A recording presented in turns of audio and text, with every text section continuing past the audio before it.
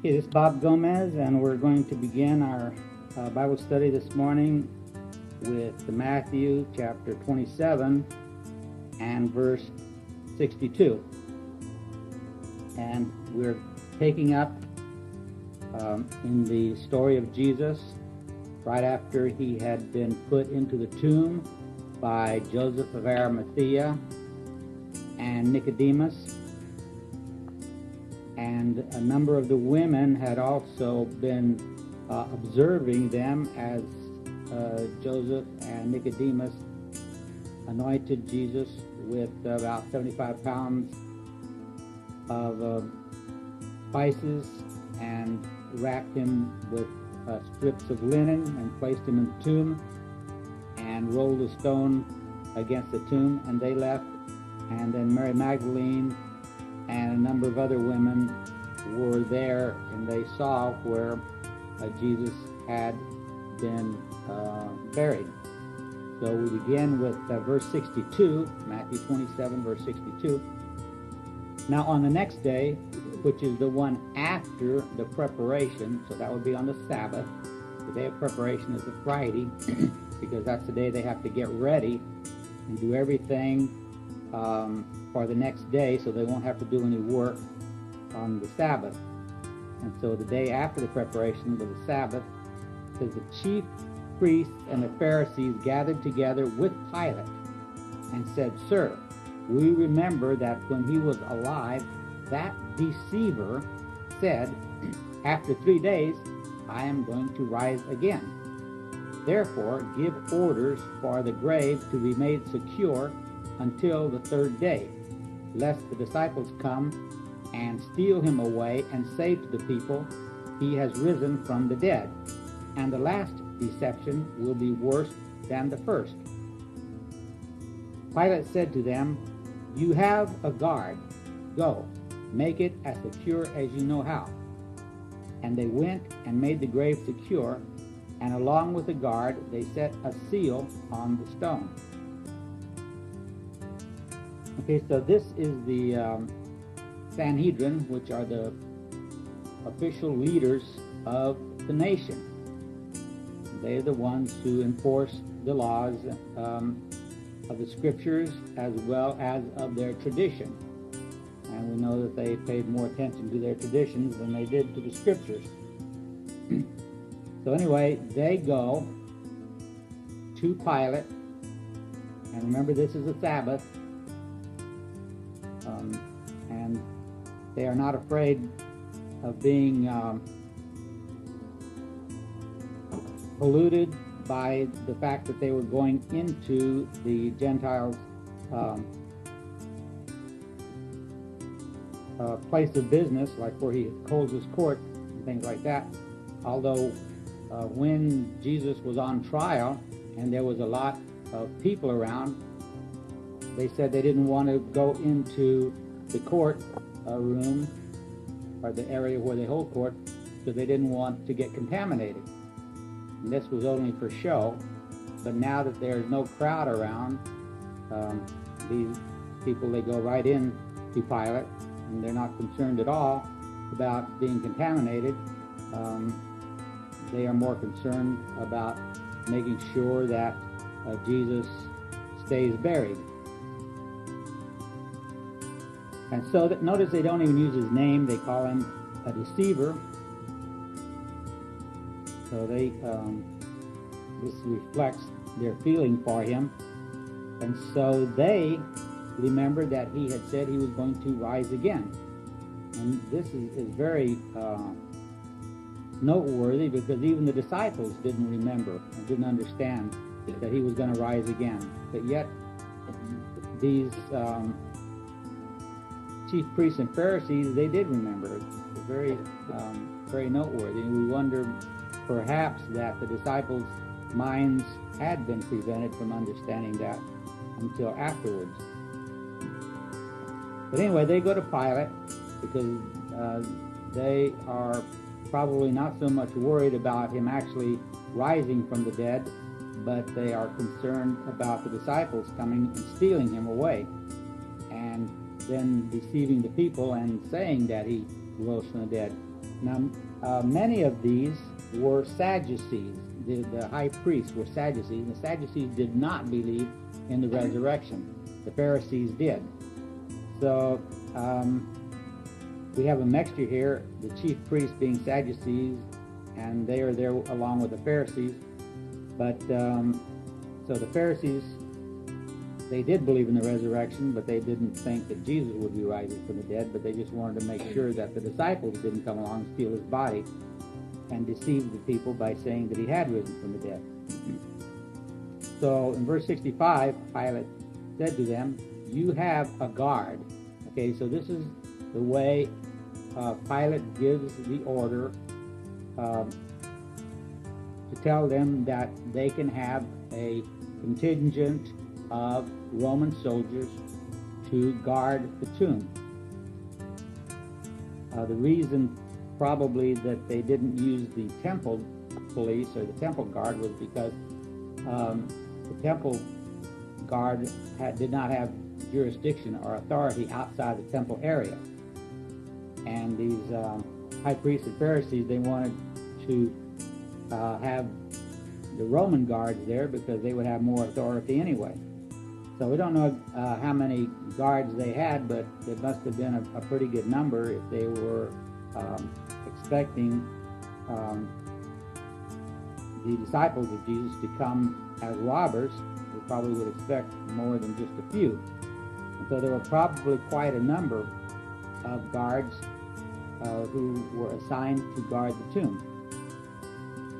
And so they go out to the tomb and they station themselves around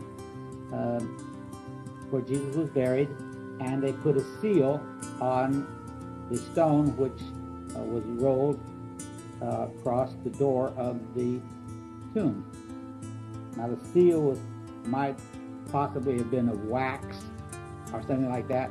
It was a very delicate or fragile, so that if anybody tampered with it, the seal would be broken and they would know that somebody had tampered with it. It wasn't like a seal, like a safe would be,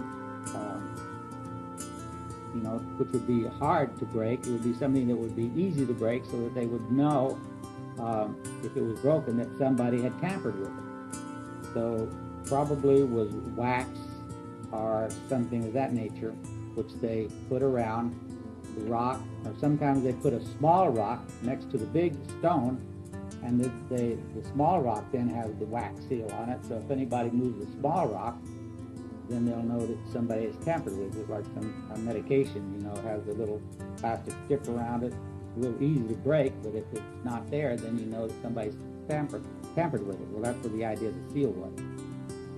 So anyway, the high priests and the Pharisees, they thought they were really being smart by putting this guard there, but as a matter of fact, by putting the guard there, they ensured that if Jesus wasn't in the tomb, that it would be because he rose from the dead, not because somebody came and stole him, stole his body. And so, taking into consideration the mental state of the disciples, they were all sad and despondent because Jesus had died and everything, and they weren't really good with weapons and things like that. So if a bunch of Roman soldiers were there, they would not even attempt to come in and try to rob the tomb, because they know that these Roman soldiers, they would cut them to pieces in a flash. So the disciples wouldn't even have dared to even attempt to steal Jesus' body. So in a sense, the high priest and the Pharisees did us a favor in helping us, to be able to prove that Jesus actually rose from the dead. Because by them being there and then finding the tomb empty and the stone rolled away, there could be no other explanation but that Jesus actually rose from the dead. Okay, so we'll get into then the first section of our handout, which is from our harmony of the Gospels, which integrates the 4 Gospels. And we'll begin reading at the beginning of this handout.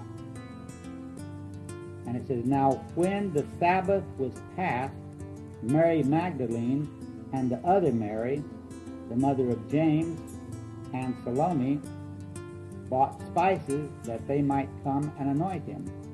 And on the first day of the week, at early dawn, they came, and certain others with them, to see the tomb, bringing the spices and ointments which they had prepared. And behold, there was a great earthquake, for an angel of the Lord descended from heaven, and came and rolled away the stone from the door, and sat on it. His appearance was like lightning, and his garment was white as snow. And for fear of him, those on guard trembled and became like dead men.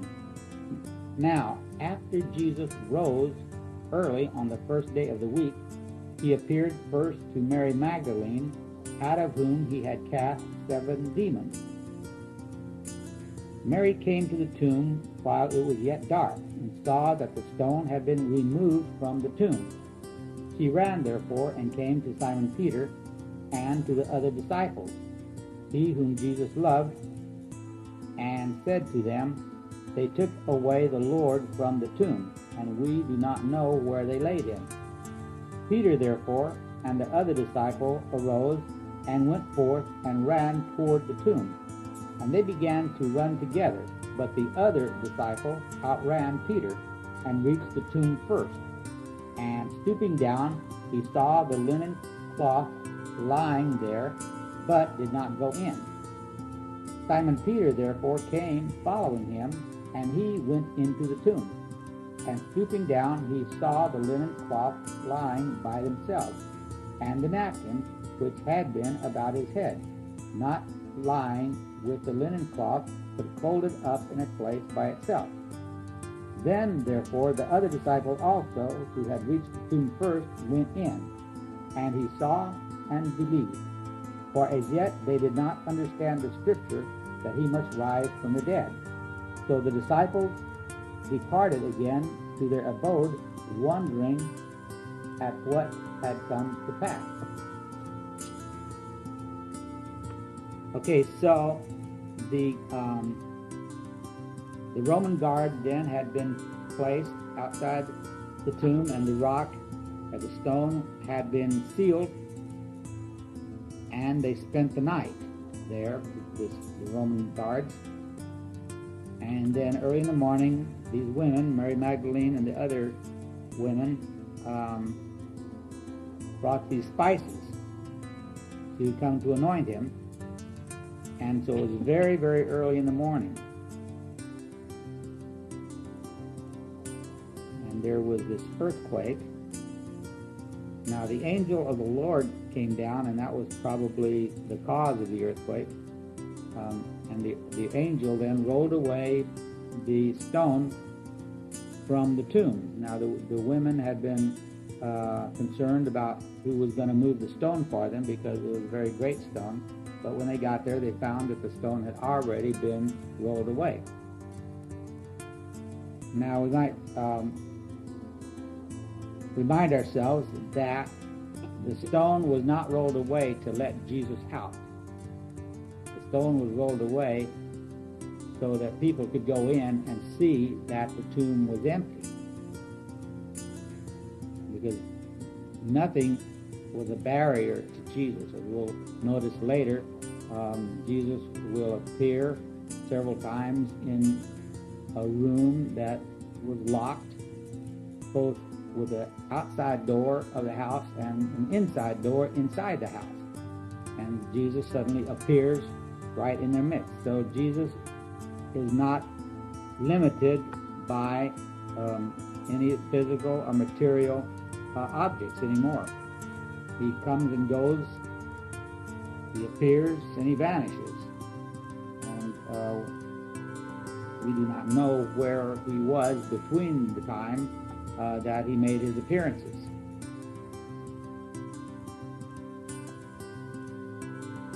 So the women then arrive at the tomb, and by this time Peter and John had already left.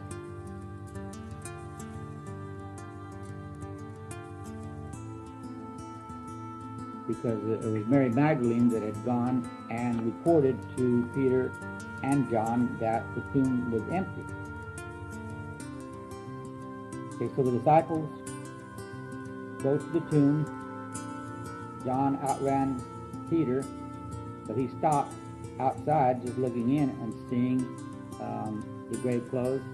But Peter, when he gets in there, he walks right in, and then John follows after him.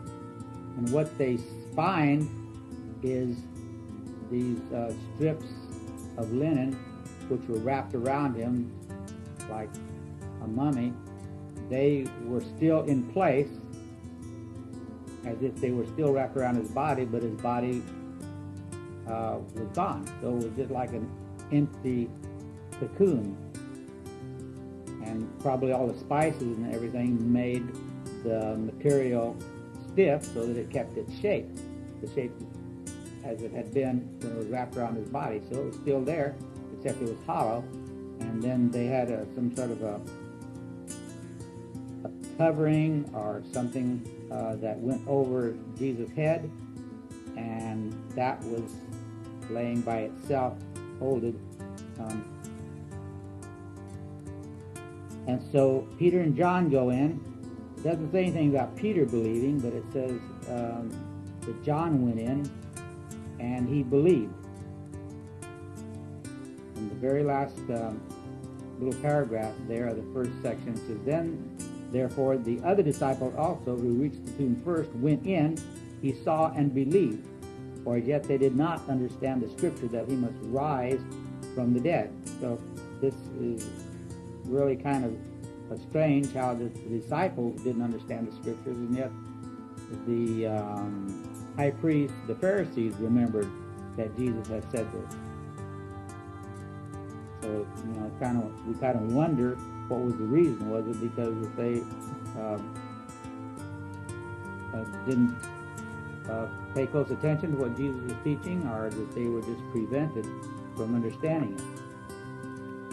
So then Peter and John depart, and now Mary had gone to tell them that the tomb was empty, and so while Peter and John are still there, Mary returns to the tomb. So after Peter and John had arrived, and Mary arrives back at the tomb. So this is her second trip out to the tomb. Okay, so the next section, it says, "But Mary kept standing outside near the tomb weeping.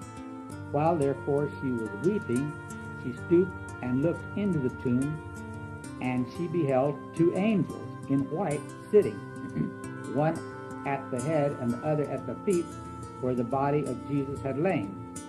And they asked her, 'Woman, why are you weeping?' She said to them, 'Because they took away my Lord, and I do not know where they laid him.'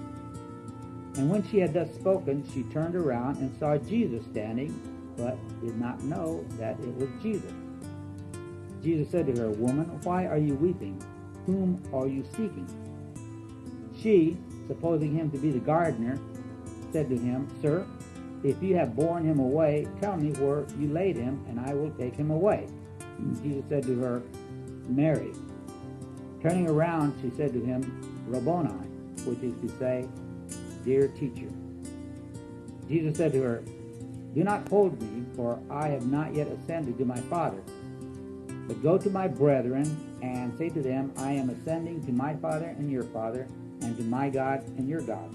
Mary Magdalene went and told those who had been with him, as they mourned and wept, that she had seen the Lord, and that he had spoken these things to her. But they, though hearing that he was alive and had been seen by her, disbelieved it. Okay, so Mary is then the first one who sees the risen Christ. And so she is then given the duty to go and tell the other disciples that Jesus had been raised from the dead. So she had already told Peter and John, and now she's to go and tell the others. And notice Jesus calls them my brethren. And I'm not sure, but this might be the first time he refers to them as brethren. I know he referred to them as friends back toward the end of his ministry. But now he refers to his disciples as brethren. So we are now all children of God. Of course, Jesus is a child of God. He's the second person of the Trinity, so he is the Son, so he is the Son of God in a different sense than we are. He is the Son of God, and that's an eternal relationship with the Father. But we were made children of God through the new birth. Remember in John 1:12, says that Jesus came to his own people, his own home, and his own received him not, did not receive him. They rejected him, crucified him. But to as many as received him, to them he gave the right or the power or the authority to become children of God. So we become children of God by faith, by believing in Jesus. And Paul refers to this as adoption. So we are children by adoption. This is the way the Apostle Paul puts it. And this is John in his Gospel talks about being born again. And Peter also talks about being born again. The main point here, though, is that we are children of God in a different sense than what Jesus is. But we are still brethren. He refers to us as brethren. I don't believe there's any place in the Bible, though, where any person refers to Jesus as a brother. So I don't know whether that's significant or not. So she goes and tells the other disciples that she has seen the Lord, the risen Christ, and that she had talked to him, but they didn't believe it. Okay, so go on then. At the tomb after sunrise, now Joanna and Mary, the mother of James, and the other women with them came to the tomb when the sun had risen. And they were saying among themselves, who shall roll away the stone for us from the door of the tomb? For the stone was very great. But when they looked up, they saw that the stone had been rolled away. Then on entering the tomb, they did not find the body of the Lord Jesus. But it came to pass that, as they were much perplexed about this, they saw a young man sitting at the right side, clothed in a long white garment. And they were greatly amazed. And behold, two men stood by them in dazzling garments.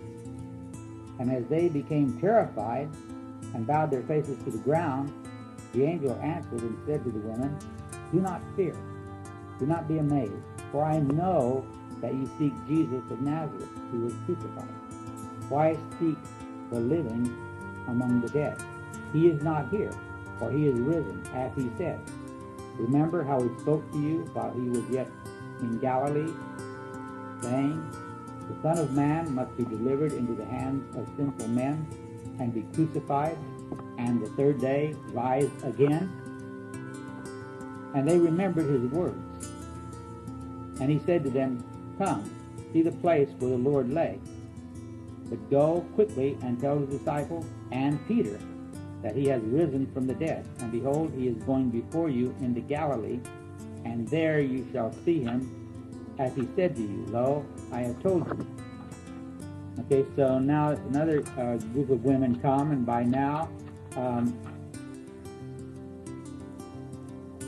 I don't think that anybody was still there that had already been there to the tomb. So when the second group of women came, they did not know that the stone had already been rolled away, and so they were worried or wondering about who would roll the stone away. And when they get there, the stone was rolled away and the tomb was opened. And the angels then appeared to them and assured them that Jesus had risen from the dead. And when they reminded him of what he had told them, then they remembered what he had said about rising from the dead. And so, once again, they talk about having a meeting in Galilee. Galilee, of course, is to the north, about 75 miles from Jerusalem. Okay, then, top of the next page, says, so they went out quickly and fled from the tomb, for fear and great joy possessed them.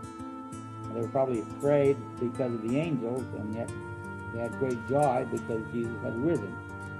Neither said they anything to anyone, and they started to run to tell the disciples.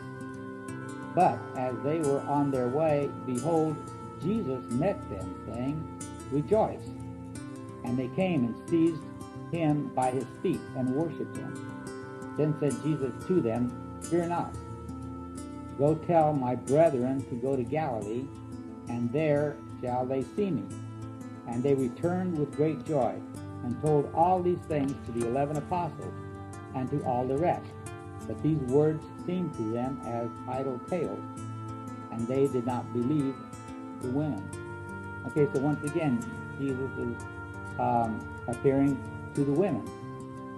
Don't know why he didn't appear to Peter and John when they came, but so far it's only women that he is has appeared to. And so once again, this second group of women then are told to go and tell the apostles that he has risen. It's significant that the only apostle present at the crucifixion was John. All the rest of the disciples had fled. And there were women there who had followed him in Galilee. They were at the crucifixion, but none of the apostles except John was there. So this might be a little lesson for the apostles to wake up and smell the roses or whatever. So anyway, so now the second time that Jesus appeared, and once again it's to women. Now the first time was to Mary Magdalene, and she had kind of taken a hold of Jesus, and Jesus said to her, Do not hold me, for I have not yet ascended to my Father. Perhaps it was Mary was clinging to him with the idea that she didn't ever want to again let him go, that she wanted to keep Jesus with her. Perhaps this is what was going through her mind, and this is why he told her that he had not yet ascended to his Father. In other words, saying that she couldn't cling to him forever. She was going to have to let him go. And at this time, the women, the second time, the women hold him by his feet and worshiped him. Probably they didn't have this idea that they were not going to let him go, and so he doesn't say anything like that to them. So they are just clinging to his feet out of worship, and they did not have the intent of not ever letting him go again. That's probably why Jesus didn't say that the second time to the women. Okay, then we have the guards. Now, as they were going, the women continued on their task that he had given them to go and tell the other disciples. Because as they were going, behold, some of the guards came into the city and reported to the chief priests all that had come to pass. Okay, now the guards were probably loyal and faithful and truthful, which in contrast to the chief priests. And they, when they had assembled with the elders and counseled together, gave the soldiers a large sum of money, saying, "Say that his disciples came by night and stole him away while we slept. And if this comes to the governor's ears, we will persuade him